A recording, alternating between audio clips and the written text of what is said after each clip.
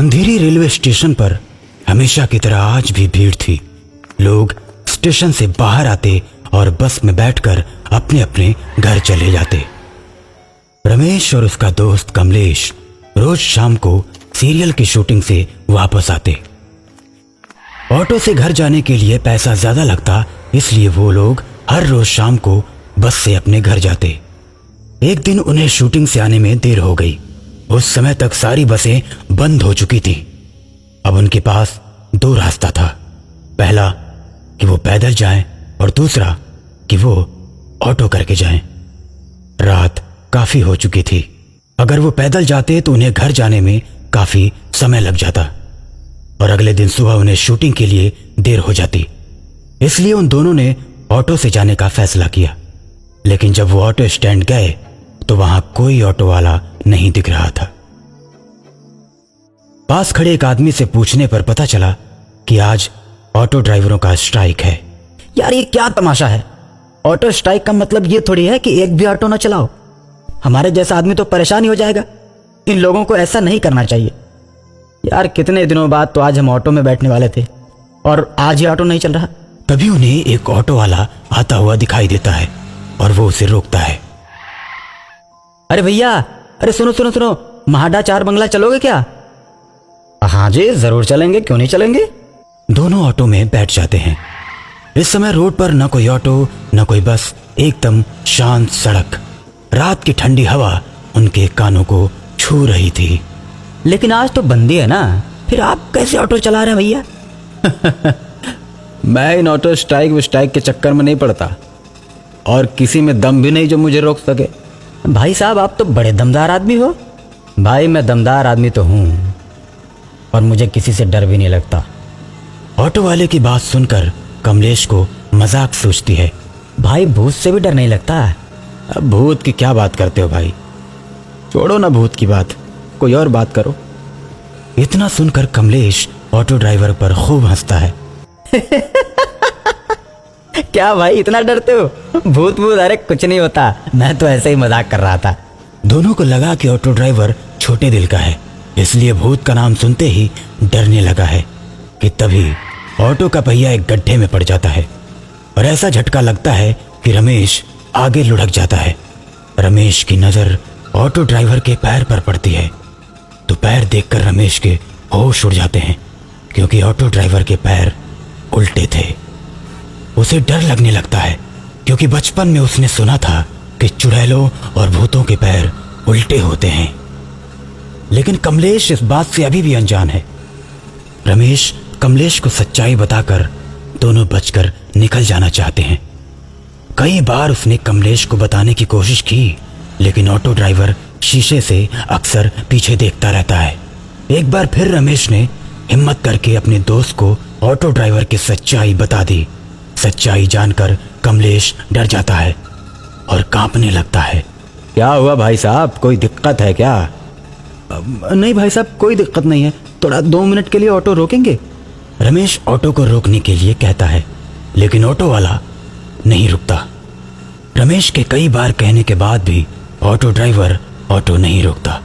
अब दोनों को और भी ज्यादा डर लगने लगता है।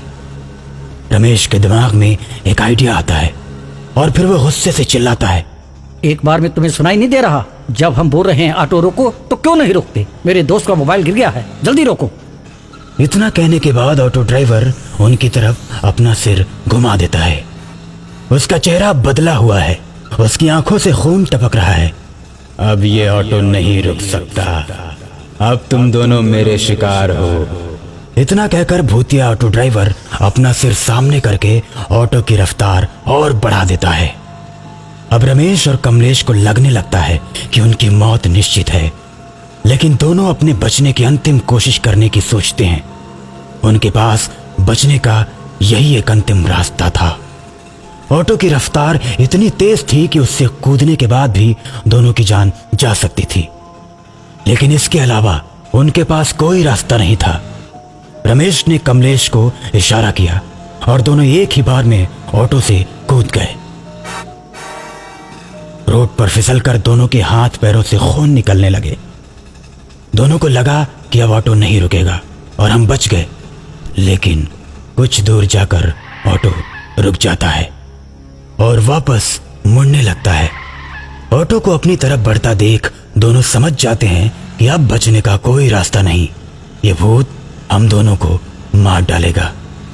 लेकिन तभी पीछे से पुलिस की गाड़ी सायरन बजाते हुए आती है और दोनों के पास आकर रुक जाती है। पुलिस की गाड़ी को देखकर उनकी जान में जान आ जाती है। अरे क्या हुआ, कोई एक्सीडेंट हो गया क्या? किसी गाड़ी ने ठोक दिया क्या? सर वो जो सामने ऑटो है ना, उसी ने हम दोनों को ठोका है। यह सुनकर दो पुलिस वाले उस ऑटो की तरफ बढ़ते हैं। पुलिस वाले जब ऑटो के सामने पहुंचते हैं तो ऑटो वाला उन दोनों के ऊपर ऑटो चढ़ा देता है, जिससे दोनों पुलिस वाले बुरी तरह घायल हो जाते हैं। ये देख दरोगा गुस्से से आग बबूला हो जाता है और अपने पिस्तौल निकालकर ऑटो के ऊपर फायरिंग करने लगता है। जैसे ही दरोगा के पिस्तौल की गोली खत्म होती है, भूत ऑटो से बाहर निकलता है और दरोगा का गला दबाकर उसे मार डालता है।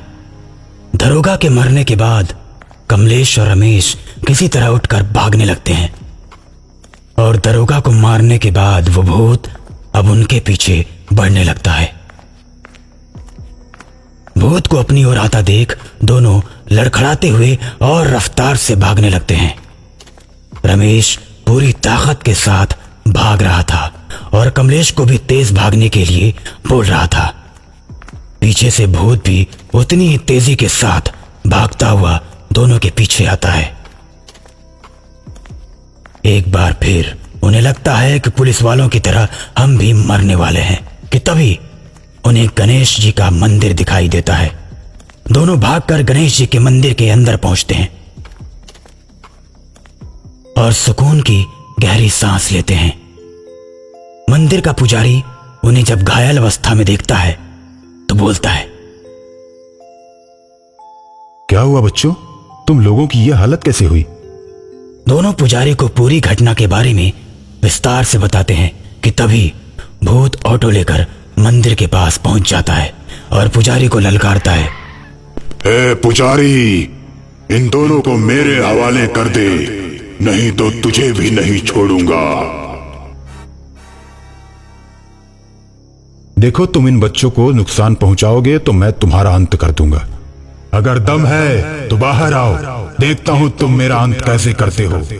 पुजारी गणेश जी का त्रिशूल लेकर रमेश और कमलेश के साथ मंदिर के बाहर आते हैं। उनके मंदिर के बाहर आते ही भूत उन पर हमला कर देता है तो पुजारी भी उस पर त्रिशूल चला देते हैं। त्रिशूल के लगते ही भूत जलकर राख हो जाता है। कमलेश और रमेश वो रात मंदिर में ही बिताते हैं और सुबह पुजारी जी को धन्यवाद देकर चले जाते हैं।